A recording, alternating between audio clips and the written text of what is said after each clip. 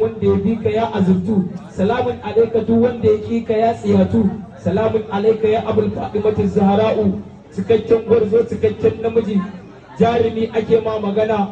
ya fito kowa ya baya, idan yana nan ba kowa ɗalibin Allah ne, in yana ciki kowa sai dai ya fito waje, in yana waje kowa sai dai ya koma ciki. Salamun alaika ya mai koriyar kubba, salamun alaika ya sirkin imamuna Aliyu, salamun alaika ya takamar sayyidina Abubakar Siddiqu, salamun alaika ya gatan sayyidina Aliyu, salamun alaika ya gatan sayyidina Usmanu, salamun alaika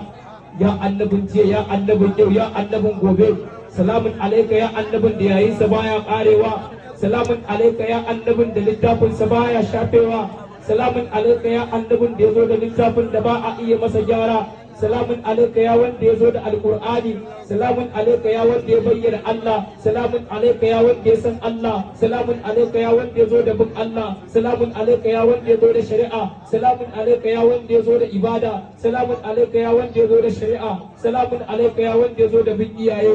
salamun alaika ya wanda ya fi kowa tarbiyya, dukkan wanda ya samu tarbiyya daga tarbiyyar ka ne, salamun alaika ya wanda ake bi a tsira,